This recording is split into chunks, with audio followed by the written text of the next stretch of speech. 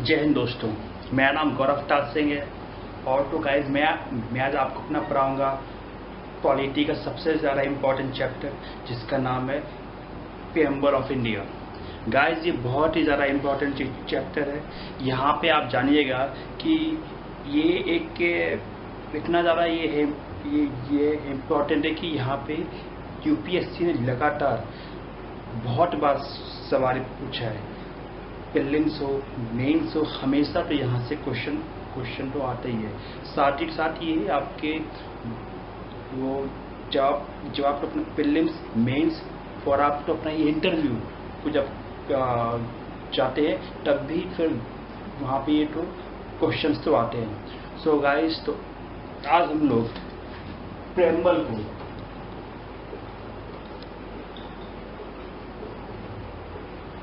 ठीक से समझेंगे, जानेंगे आज। सो गाइस, चलिए आज तो हम स्टार्ट करते हैं। प्रीएम्बल गाइस, सबसे पहले तो हमको यहाँ पे जानना है कि ये प्रीएम्बल का ही मतलब क्या है। प्रीएम्बल का ही मतलब है कि संविधान जो है हमारा भारत का संविधान के पॉइंट्स क्या क्या हैं, भारत का संविधान कैसा है, भारत के लोग कौन से संविधान को मानते हैं, और ये तो साथ में ये भी है कि भारत को कैसा एक देश ये बनाना चाहते हैं। जैसे कि अगर तो मैं आपसे कहूँ, भारत एक है डेमोक्रेटिक देश, तो फिर यहाँ पे प्रीएम्बल में लिखा भी है। क्योंकि यहाँ पे चाहे आपका पीएम हो, प्रेसिडेंट हो, सीएम हो, या आपके गांव का हो प्रधान, वो भी एक डेमोक्रेटिक इलेक्टेड मेंबर है। इसलिए हम लोग कहते हैं कि भारत एक डेमोक्रेटिक है। भारत में जो भी कुछ हो रहा है, जैसा भी आपका ये संविधान जो ये चाहता है देश जैसा ये बने, वो तो आपके सारे पॉइंट्स यहाँ पे मेंशन हैं। सो गाइस, आज तो हम लोग समझेंगे कि इसमें क्या क्या है पॉइंट्स, कौन कौन से इसके अंदर शब्द हैं, शब्दों का क्या है अर्थ, साथ में आपके क्वेश्चंस जो कि बहुत ज़्यादा इम्पोर्टेंट है। आइए गाइस, हम स्टार्ट करते हैं। प्रीएम्बल गाइस, तो सबसे पहले तो उसकी मैं फोटो आपको मैं दिखा देता हूँ।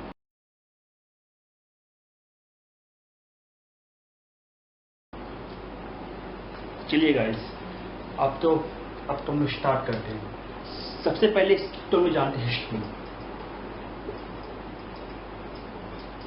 प्रीएम्बल को सबसे पहले यूएस कॉन्स्टिट्यूशन में लाया गया था। उसके बाद यहीं से हम लोग कहें प्रेरणा जवाहरलाल नेहरू ने दी और इसको इंट्रोड्यूस कराया गया और इसको संविधान का हिस्सा भी अब तो ये माना गया है। और हम लोग जाएं तो यहाँ पे एक बहुत ज़्यादा इम्पोर्टेंट है टर्म, जिसका नाम है ऑब्जेक्टिव रिजोल्यूशन। सो गाइस, इसका यहाँ मतलब ये है कि कॉन्स्टिट्यूशन के क्या क्या ऑब्जेक्टिव हैं, कि एक हमारा इंडिया, भारत कैसा ये देश है, क्या क्या तो उसके पॉइंट्स हैं, यहाँ के लोगों की क्या क्या तो उससे है एक्सपेक्टेशन है। यहाँ पे सारे पॉइंट्स हैं, टर्म्स हैं, जिनको तो आज हम लोग सीखेंगे। तो यहाँ पे आपके सिर्फ दो ये इम्पोर्टेंट चीज़ें। पहला है जवाहरलाल नेहरू ने इसको करा था इंट्रोड्यूस। दूसरा है ऑब्जेक्टिव रेजोल्यूशन। तीसरा है ये यूएस कॉन्स्टिट्यूशन से इसकी है प्रेरणा। चौथा है it is a part of Indian constitution. ये बहुत ज़्यादा इंपॉर्टेंट है। दूसरा है इसका है that 1976 that is 42nd constitutional amendment 1976 में। इसमें बहुत सारे बदलाव भी हुए हैं।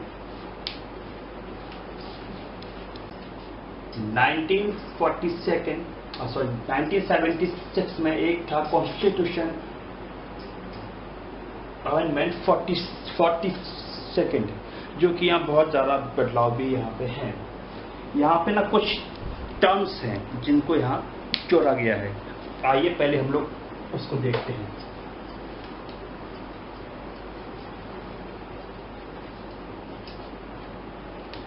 यहाँ पे सबसे पहले टर्म जोड़ा गया सेकुलर।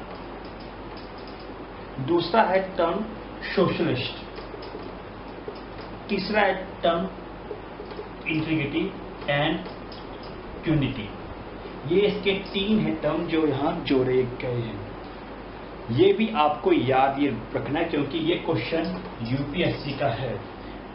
सवाल यहाँ पे तो सारे हैं। तो अब हम यहाँ पर देखेंगे क्या क्या अभी तक हम लोगों ने इसमें पढ़ा है। पहला, ये यूएस कॉन्स्टिट्यूशन से वो आया है। दूसरा, इसको जवाहरलाल नेहरू जी ने इसको इंट्रोड्यूस करा था। तीसरा, ये बेस्ड है ऑब्जेक्टिव रिजोल्यूशन पे। चौथा, ये है पार्ट ऑफ इंडियन कॉन्स्टिट्यूशन। पांचवा, यहाँ पे 42nd कॉन्स्टिट्यूशन अमेंडमेंट में 2 शब्द जोड़े गए, सेकुलर सोशलिस्ट और इंटीग्रिटी एंड यूनिटी। सिक्स्थ, ये सोर्स ऑफ पावर नहीं है। ये वेरी वेरी एक इंपॉर्टेंट है टर्म। यूपीएससी में ये कई बार PYQ के फॉर्म में ये बहुत बार आया है। ये सोर्स ऑफ पावर बिल्कुल भी नहीं है। यूएस कॉन्स्टिट्यूशन से आया है। जवाहरलाल नेहरू ने इसको तो करा इंट्रोड्यूस। ऑब्जेक्टिव रेजोल्यूशन पे है। पार्ट ऑफ कॉन्स्टिट्यूशन है। 42nd कॉन्स्टिट्यूशन अमेंडमेंट 1976 में socialist, secular, unity and integrity पे यहाँ पे भी शब्द जोड़े हो गए हैं। छठा, सोर्स ऑफ ये सोर्स ऑफ पावर नहीं है। अब तो हम लोग चलते हैं हमारे आज के टॉपिक पर।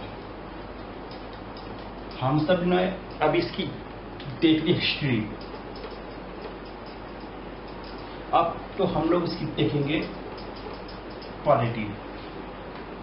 पॉलिटी देखने के लिए फिर से तो मैं कहूँगा देखिएगा, ये पढ़िएगा प्रेम्बल को।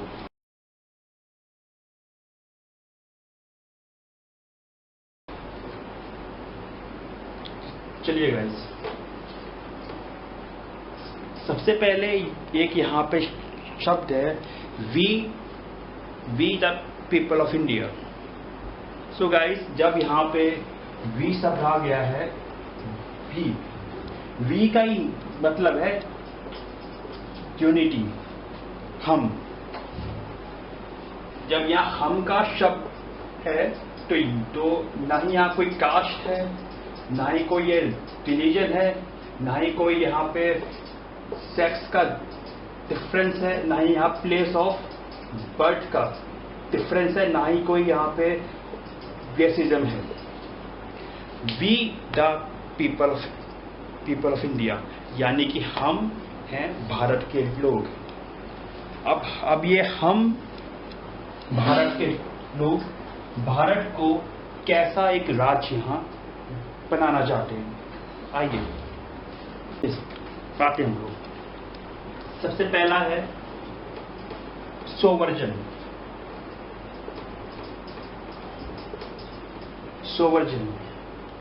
सोवर्जन का यहाँ पे मतलब है कि हम लोग संपूर्ण प्रभुत्व है हमारा, प्रभुत्व संपन्न, यानी कि भारत का जो डिसीजन है वो भारत के लोग ही लेंगे। भारत कभी भी किसी के भी प्रेशर में आके डिसीजन नहीं लेगा, यानी कि भारत के लोग ही, भारत की जो चुनी हुई है सरकार, वही तो इसका डिसीजन लेगी हमेशा, क्योंकि हम लोग एक सोवर्जन हैं। अब मैं आपको थोड़ा सा वो जाऊं हिस्ट्री में पहले इंडिया सोवर्जन नहीं था। हमारे डिसीजन ब्रिटिश एम्पायर के थे और वो डिसीजन हम पे थोपे जाते थे। इसलिए जब ये हमारा संविधान या फिर कॉन्स्टिट्यूशन बनके ये हुआ तैयार, सबसे था पहला शब्द सोवर्जन, यानी कि हम लोग अपने खुद के डिसीजन लेंगे। भारत के लोग, भारत की चुनी हुई सरकार ही भारत का डिसीजन लेगी।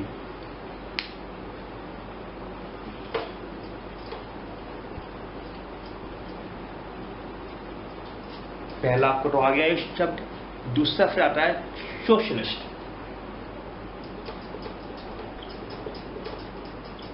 सबसे ये पहला एक पॉइंट है कि ये 1976 42nd कॉन्स्टिट्यूशन अमेंडमेंट के साथ ये आया था, यानी कि ये पहले से ही मौजूद ये शब्द नहीं था।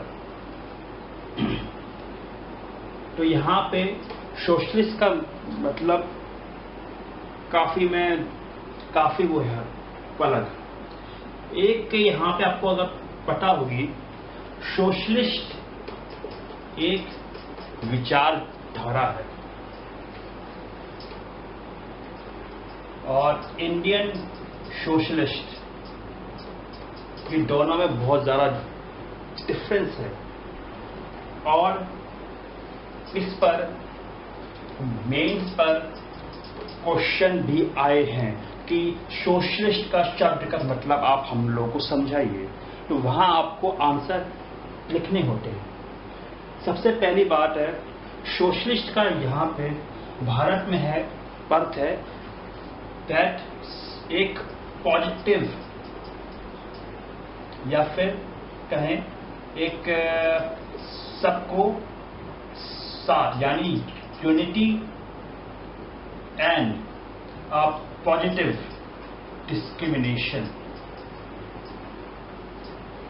डिस्क्रिमिनेशन हो, लेकिन पॉजिटिव में हो। एग्जाम्पल के तौर पे, जो लोग सक्षम तो नहीं है उनको वो सब सुविधाएं मिले, जैसे कि फ्री राशन। जो लोग बीपीएल के हैं,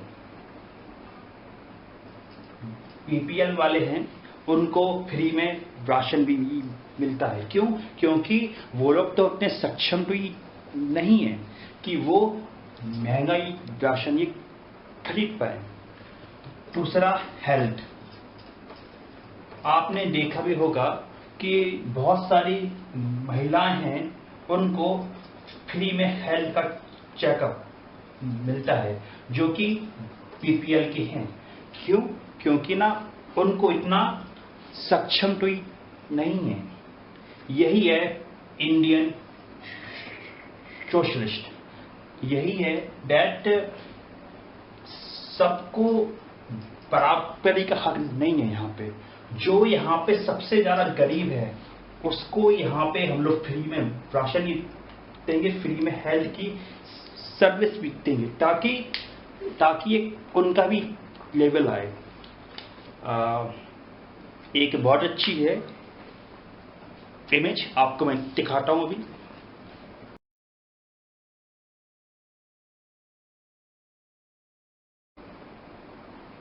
ओके, यही यहाँ पे इमेज का ये कहने का मतलब है। पर यहाँ पे सोशलिस्ट का ये मतलब यहाँ पे ये है दैट सबको समान। ये हमारा सोशलिज्म नहीं है। हमारा सोशलिज्म ये है, चाहे आप कोई भी हो, सब लोग यहाँ पे समान है। ओके, सब लोग यहाँ पे समान है, पर यहाँ पे हर कोई समान तो ही नहीं है। यहाँ पे क्या है, पॉजिटिव डिस्क्रिमिनेशन है। ये यहाँ पे सोशलिस्ट का एक मतलब है।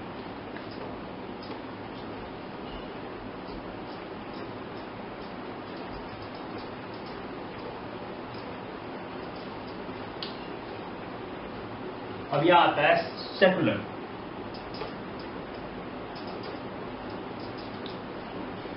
अब यहां सेकुलर आपके दो है टर्म।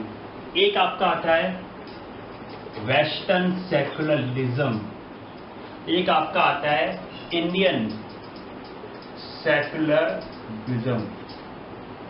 ये बहुत ज्यादा इंपॉर्टेंट है टर्म, क्योंकि इस पे PYQ आए हैं, प्री में भी और ये मेंस में भी। इंडियन सेकुलरिज्म का वेस्टर्न सेकुलरिज्म का मतलब यहाँ पे ये है that state and religion, these both are the different term।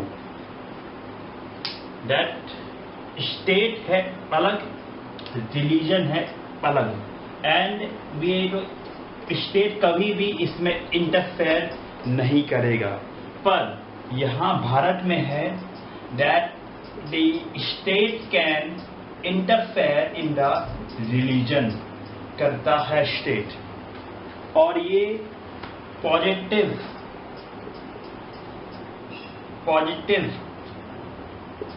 Interfere करता है। अगर कभी भी कोई भी प्रथा है जो कि बहुत ज्यादा ही रूढ़िवादी है, स्टेट तो उसके खिलाफ भी जाता है।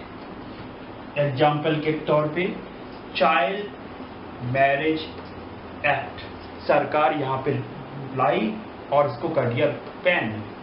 क्यों? ये एक सोच थी कि बच्चों की अब कर दो शादी, क्योंकि गलत थी। ऐसी बहुत सारी हैं प्रथाएं हैं। ट्रिपल तलाक सरकार वो आई और कर दिया बैन, यानी कि यहाँ पे state can interfere in the religion but in a positive way. Religion को और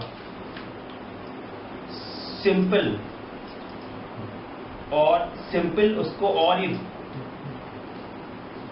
बनाने के लिए स्टेट यहाँ पे इंटरफेयर कर सकती है।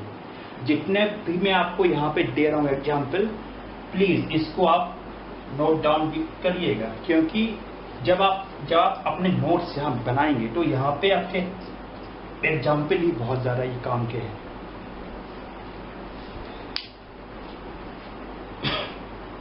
और दूसरा यहाँ पे ये है कि यहाँ पे सेकुलर का मतलब है कि सरकार सभी धर्मों को साथ में लेके वो चले, ना कि कोई एक पर्टिकुलर धर्म नहीं, सबको साथ में लाए, चाहे वो कोई भी हो।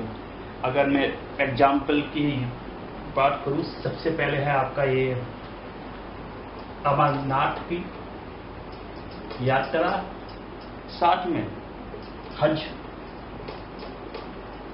यात्रा, साथ में जियो पारसी योजना। और अगर आपने देखा भी तो होगा, ये स्वर्ण मंदिर में सिक्योरिटी सरकारी देती है। दूसरा ये है, जैनिज्म के जितने भी तीर्थ स्थल हैं, जितने भी उनकी हैं मोनेस्ट्री, सबको आर्कियोलॉजिकल सर्वे ऑफ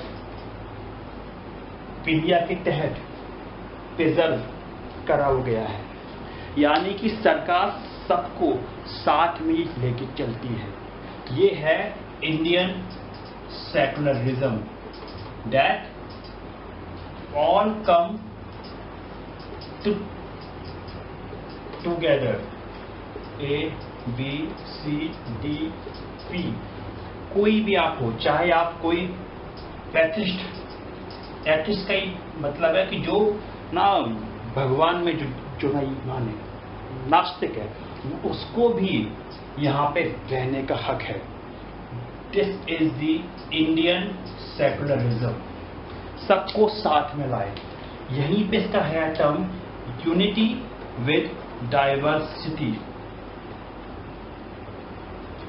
एकता है विद डाइवर्सिटी तो है, यही है हमारा टर्म यूनिटी विद डाइवर्सिटी। आइए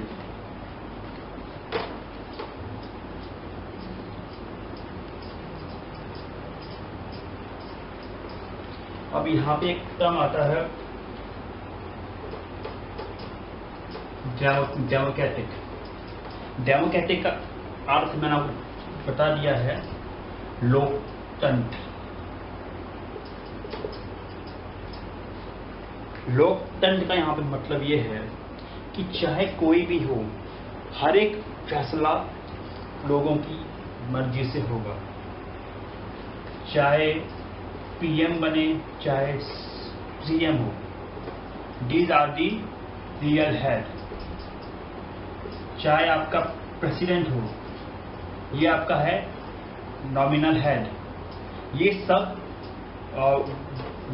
वाइस प्रेसिडेंट हो, वो ये आपके सब डेमोक्रेटिकली चुने जाते हैं।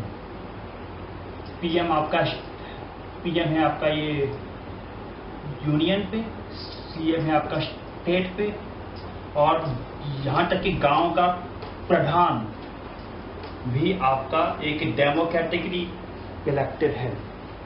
सोचिए, मतलब गांव पर भी है, राज्य में भी है, नेशनल पे भी है। यानी कि भारत के कण कण में है डेमोक्रेसी। और यहाँ पे भारत कुछ भी फैसला जो भी इसका वो तो होता है, डेमोक्रेसीली होता है।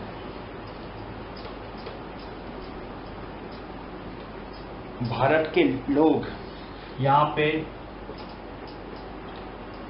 पार्लियामेंट्री जाकर एमपी को चुनते हैं।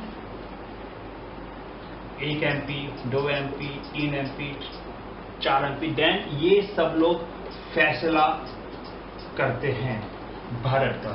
यानी कि भारत के कोई भी डिसीजन होगा, वो इनके लोगों के रिप्रेजेंटेटिव भी हो तो है, लोगों के द्वारा चुने हुए लोग हैं।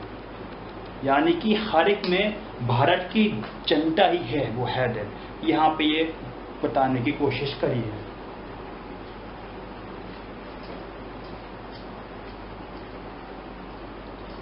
आते अब हम लोग अपना नेक्स्ट है term Republic.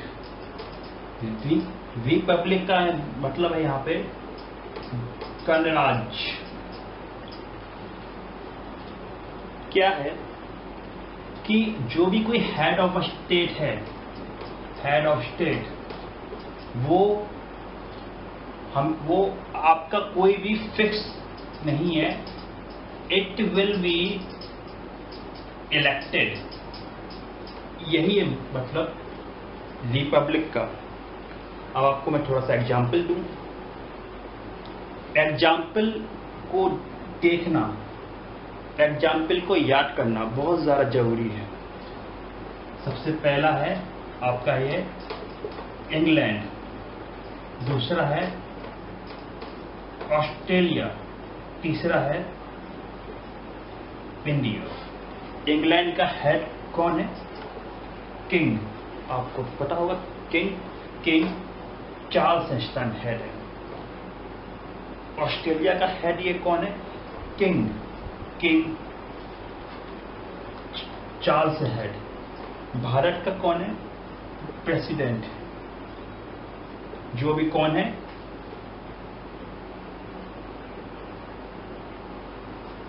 Mrs Draupadi Murmu ji.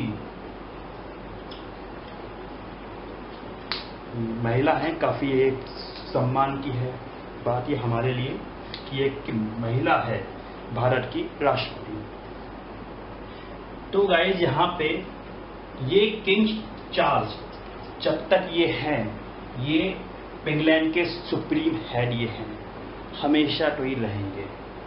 King Charles जब तक हैं, ऑस्ट्रेलिया के सुप्रीम हेड ये रहेंगे, क्योंकि ये वहां के किंग हैं, राजा हैं। लेकिन जो ये प्रेसिडेंट है, ये सिर्फ 5 साल के लिए रहेंगी। देन फिर से एक नया होगा इलेक्शन में फिर डिसाइड ये तो होगा कि फिर कौन हमारे भारत के प्रेसिडेंट बनेंगे। जैसे कि पहले थे श्री रामनाथ कोविंद जी, उसके बाद श्रीमती द्रौपदी मुर्मू जी हैं, उसके फिर बाद और भी कुछ आएंगे। ये है कि कोई इसका हेड हमेशा के लिए नहीं है, हमेशा चुने जाएंगे हेड। यही है सब मतलब है रिपब्लिक का। ठीक है गाइस, एग्जाम्पल को आप नोट डाउन कर लीजिएगा।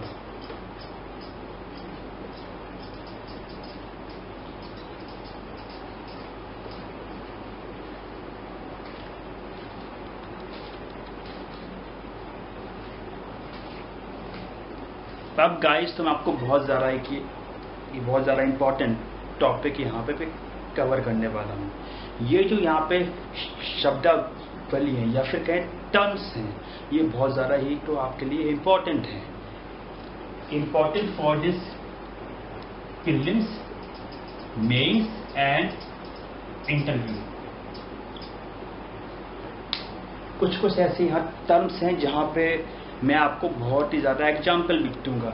आपका यहाँ काम है एग्जाम्पल को नोट डाउन करना, क्योंकि ये आपको अपने मेंस में लिखना है और ये आपके इंटरव्यू में आपको ये बोलना है, स्पीक। ओके, यहाँ आपको आपका करना है राइट। ओके, चलिए आइए।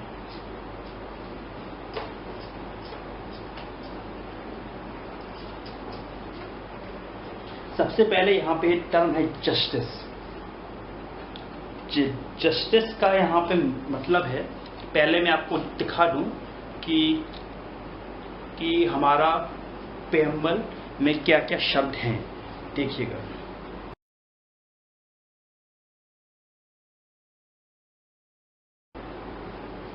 ठीक है।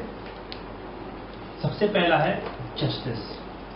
जस्टिस यहाँ पे 3 है टाइप की: सोशल, इकोनॉमिकल और पॉलिटिकल। इन तो सभी को हम लोग एक एक करके समझेंगे। आइएगा, सोशल जस्टिस का मतलब है कि न्याय हो, सोशली हो, चाहे न्याय सभी के लिए बराबर हो, चाहे आप कोई भी हैं।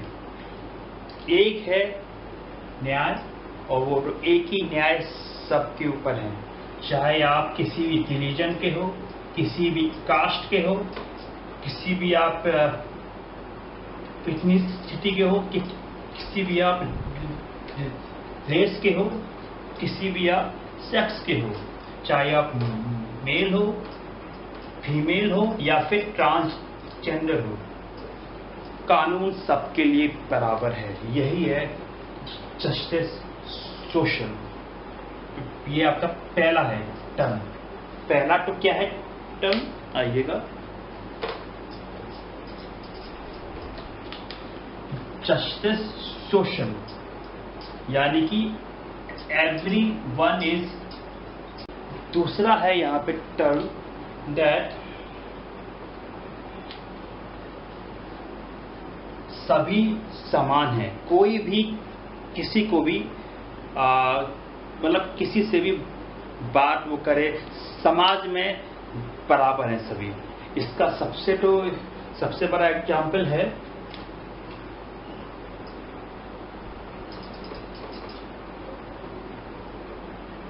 एंटी डिस्क्रिमिनेटरी एक्ट, यानी छूआछूत को सरकार ने बैन कर दिया था। क्यों?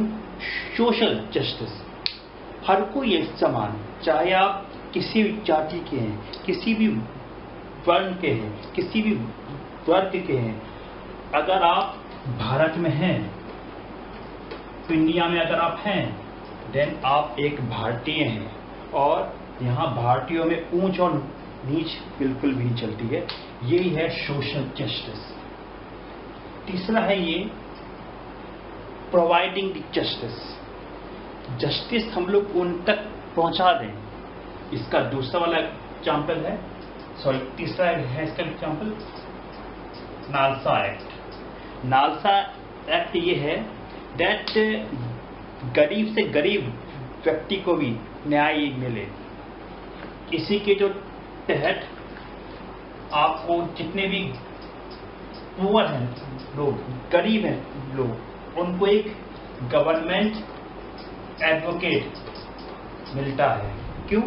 ताकि गरीब से गरीब व्यक्ति को भी न्याय यहाँ पे मिले। Social justice. यहाँ आपको 3 मैंने टर्म्स आपको यहाँ बताए। पहला समान है सभी, दूसरा आपकी यहाँ छुआछूत है बैन, तीसरा है नालसा एक्ट। ये बहुत ज़्यादा इंपॉर्टेंट है टर्म्स। आइए अब हम लोग आते हैं तीसरे पे। 1 2 3 फिर आपका आता है इकोनॉमिक जस्टिस। इकोनॉमिक जस्टिस का मतलब ये है, जब भी कभी आपने कभी देखा होगा फॉर्म, जब भी कोई सरकारी फॉर्म भी तो आता है, या आपका ये यूपीएससी का फॉर्म हो, पीसीएस का फॉर्म हो, आपने वहाँ पे देखा वो होगा कि कुछ एक पर्टिकुलर कास्ट या जनरल के लिए फॉर्म का कुछ है प्राइस, देन कुछ ही दूसरे लोगों के लिए ओबीसी हुआ या फिर एससी हुआ, एसटी हुआ, उनके लिए प्राइस है डिफरेंट। यही है यहाँ पे इकोनॉमिक जस्टिस। ऐसा यहाँ पे इतिहास है हमारा दैट जो एससी हैं, एसटी है, उनको बहुत ज़्यादा दबा के रखा ही गया है, उनको बहुत ज़्यादा टॉर्चर ये करा गया है, उनको बहुत ज़्यादा उनको प्रॉब्लम्स दी हो गई हैं। साथ में उनको पढ़ाई का भी हक बहुत कम है। कम ये था पहले इतिहास में, और ये एससी हुए, एसटी हुए या फिर ओबीसी हुए, तभी से सरकार ने इनको यहाँ पे कई तरीकों से छूट दी रखी है।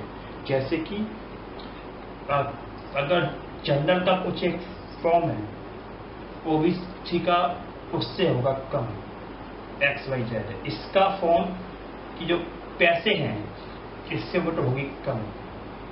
जितने SC ST के हैं इनके भी तो फॉर्म के पैसे होंगे कम, ताकि समानता आए।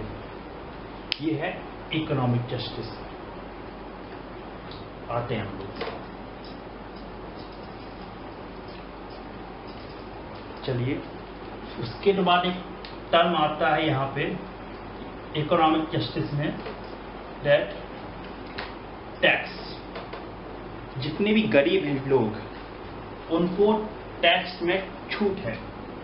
आपने देखा भी होगा, सरकार बजट के दौरान टाइम पर टैक्स में छूट देती है। जैसे 5 लाख के ऊपर कोई भी इनकम टैक्स नहीं होगा, 10 लाख के ऊपर कोई भी इनकम टैक्स नहीं होगा, 12 लाख के ऊपर कोई भी इनकम टैक्स नहीं होगा।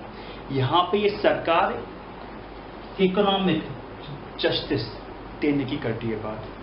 जो लोग सक्षम नहीं है उनके लिए पैसे ही बचे, ताकि वो अपना लाइफ को एक वो का स्टैंडर्ड लाइफ जीने में उसको पैसे की जरूरत पड़ेगी। इसलिए लेकिन जितने भी सुपर रिच उनके ऊपर सरकार टैक्स ही लगाती है।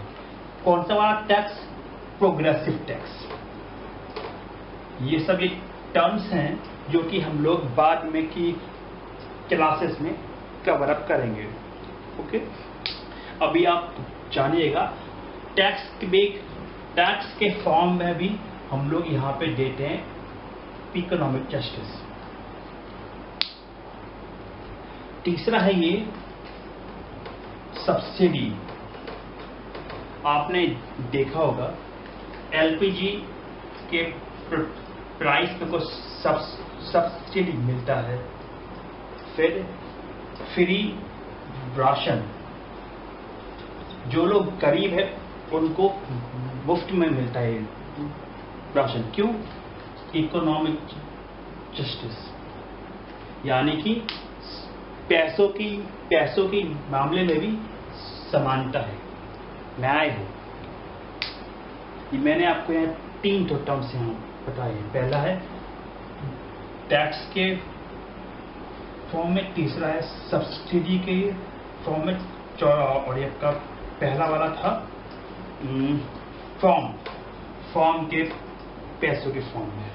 ये सब आपको नोट डाउन यहाँ पे करना है। ठीक,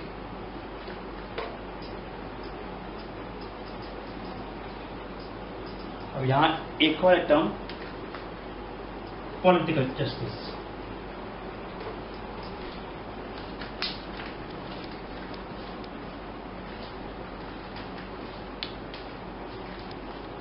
पॉलिटिकल जस्टिस यहाँ पे ये है दैट चाहे कोई भी हो, भारतीय वो राइट टू वोट है। अगर वो 18 साल का है उसको है राइट टू वोट, चाहे वो किसी भी कास्ट का हो, रिलीजन का हो, रेस का हो, प्लेस ऑफ बर्थ हो, किसी भी सेक्स का हो, उसको राइट टू वोट का हक है। ये है आपका पॉलिटिकल जस्टिस पहला। दूसरा, किसी भी भारतीय को चुनाव लड़ने का भी हक है, right to contest election. Writing तो मेरी थोड़ी खराब है, थोड़ा देखिएगा, आप ना मेरे शब्दों को देखिएगा। Right to contest an election, चाहे वो कोई भी हो, बस उसका भारतीय होना है जरूरी। प्रेसिडेंट का इलेक्शन कोई भी लड़ सकता है, बस वो 35 पेज का हो, दैट्स इट, है ना। और वो एक भारत का ही नागरिक हो। ये सब आपके हैं कुछ कि यहाँ पे पॉलिटिकल जस्टिस है। चाहे कोई भी हो, चुनाव ही लड़ने का है उसे हक, वोट देने का हक, और सिंगल वोट सिंगल वैल्यू। एक गरीब आदमी का भी वोट की सेम है वैल्यू जितनी एक अंबानी की वोट की वैल्यू, यानी कि समान है वो वोट। यही है पॉलिटिकल जस्टिस। समान है यहाँ पे। आइए, liberty, liberty of thought. Liberty of thought का यहाँ पे मतलब है कोई भी अपना एक व्यू पॉइंट होना। जैसे कि आपकी कोई विचार है, कोई आपका सोच है, उसको यहाँ डेवलप आप लोग कर हो सकते हैं विदाउट एनी पनिशमेंट। आपको यहाँ वो डर तो नहीं है कि कोई आपके ऊपर प्रेशराइज भी यहाँ पे नहीं है। ये आपका एक व्यू पॉइंट है, थॉट, कोई भी आप थॉट यहाँ पे डेवलप करवा सकते हैं। लिबर्टी ऑफ एक्सप्रेशन, कुछ भी बोलने का है आपको आज़ादी। बोलने के फॉर्म का मतलब है चाहे आप कोई भी एक्टिविटी करिएगा, जैसे कि पोएम, सॉन्ग, डांस, स्पीच, किसी भी फॉर्म में आप यहाँ पे अपने एक्सप्रेस आप अपने आप को करवा सकते हैं। तीसरा है बिलीफ। बिलीफ यहाँ थोड़ा सा यहाँ पे है धर्म के ये फॉर्म में, जो आपकी बिलीफ है, जो आपकी मान्यताएं हैं, आप यहाँ भारत में आराम से बिना बिना बिना किसी फियर के आप तो अपनी मान्यताओं को यहाँ पे मान आप सकते हैं।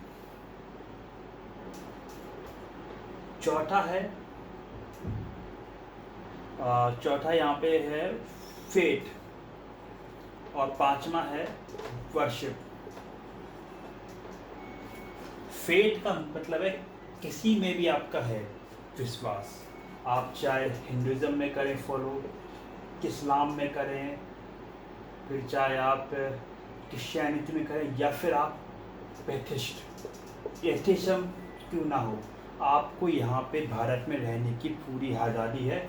और आप जिसमें भी आपका है फेथ, भारत में आप विदाउट एनी फियर आप यहाँ पे रह सकते हैं। ये आपका संविधान ये आपसे कहता है। चौथा है वर्शिप, आपकी वर्शिप करने का तरीका। अगर आप किसी भी धर्म में मानते हैं, धर्म में कोई आपकी वर्शिप करने का कुछ भी तरीका है, वो आप फॉलो कर आप सकते हैं। आप मंदिर में जाइए, मस्जिद में जाइए, गुरुद्वारा में जाइए, कहीं पे भी जाइए, क्योंकि वो आपका हक है। ये आपसे संविधान ये आपसे कहता है। तो यहाँ पे ये मैंने कुछ टर्म्स कुछ बताए हैं यहाँ पे। आइए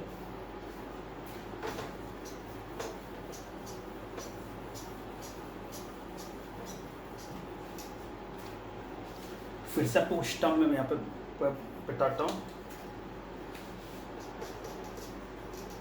इक्वलिटी ऑफ, यहाँ पे दो है, स्टेटस एंड अपॉर्चुनिटी। स्टेटस का यहाँ पे मतलब बहुत वाइड है।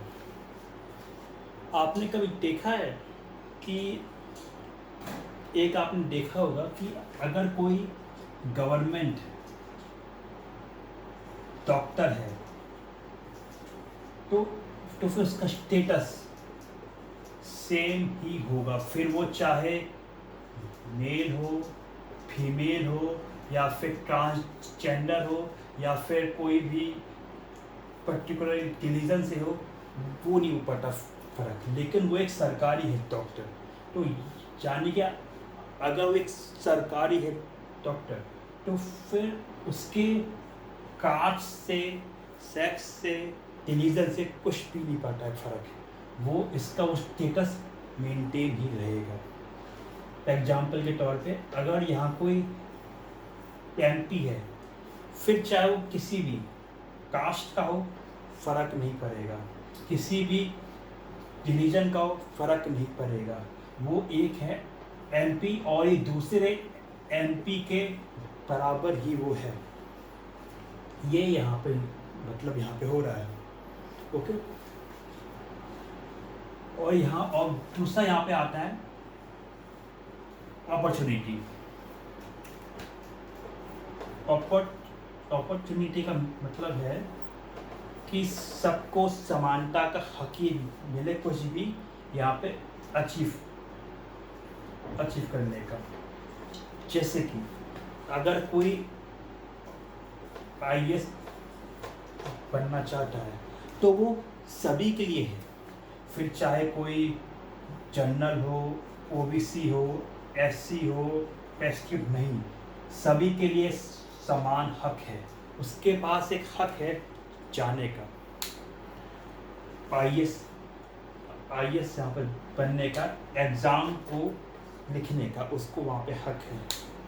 दूसरा है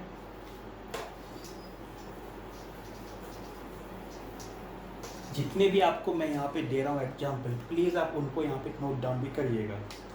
दूसरा एग्जाम्पल है दिव्यांग लोगों के लिए। आपने एक देखा होगा कि यहाँ पे अब ये एक आया है नियम, जितने भी सरकारी होते हैं, सरकारी संस्था होते हैं, वहाँ पे एक रैंप होगा। ऐसा रैंप भी इसलिए है ताकि दिव्यांगों को वो सरकारी संस्था जाने में आसानी हो, चाहे कोई बैंक हो, पोस्ट ऑफिस हो, या कोई पुलिस स्टेशन हो, कुछ भी हो, वहाँ पे दिव्यांगों के लिए अलग से रैंप वहाँ पे होगा। चाहे वो यूनिवर्सिटी क्यों ना हो, वहाँ पे वो होगा। क्यों?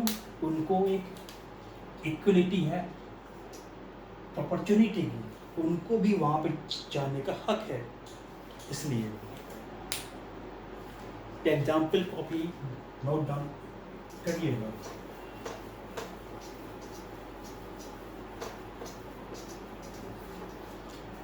यहाँ पे आपको मैंने बहुत सारे टर्म्स को मैंने समझाया है।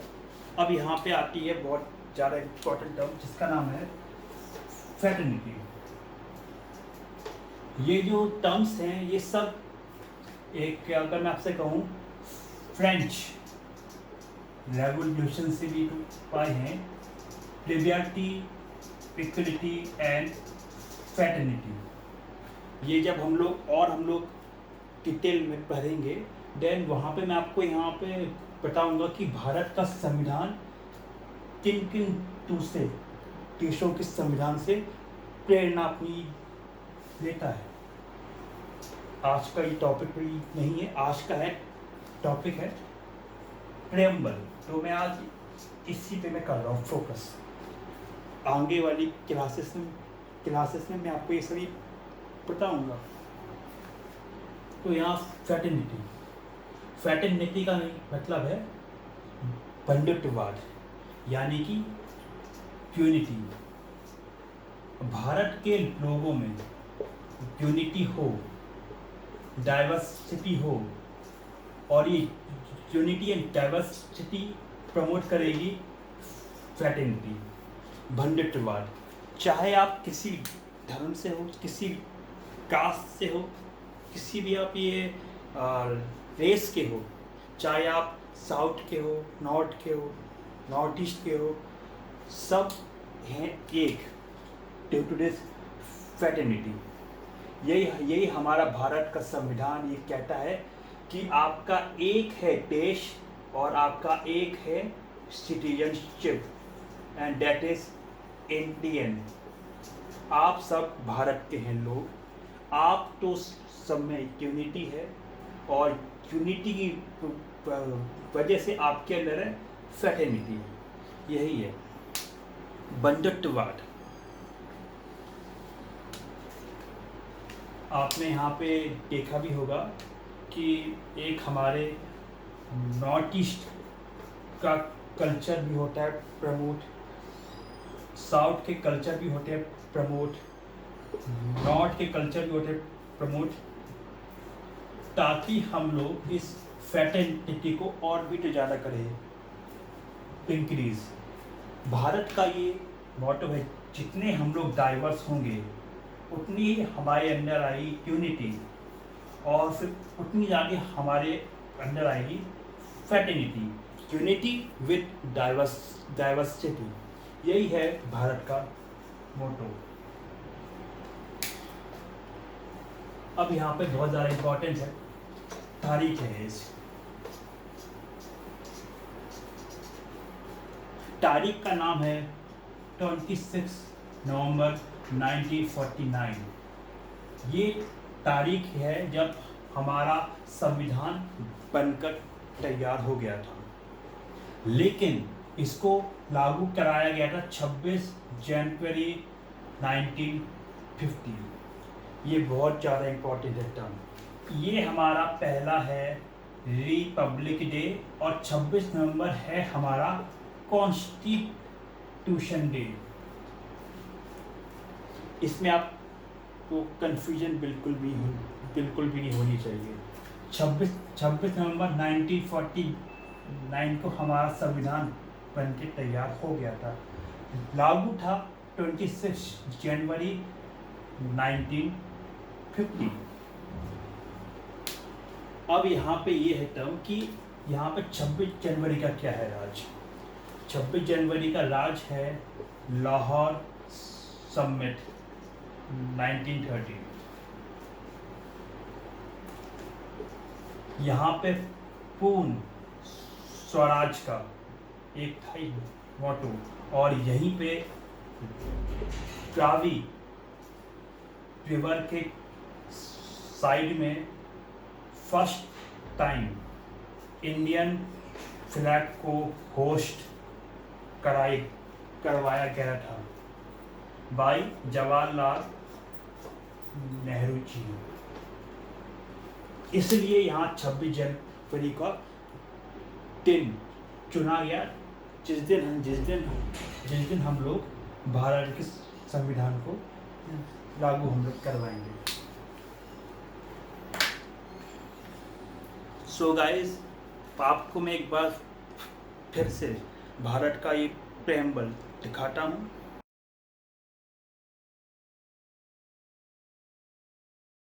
जितने भी आपके हैं टर्म्स यहाँ पर, सबको तो हमने अभी कवर ये कर लिया है with the lot of example.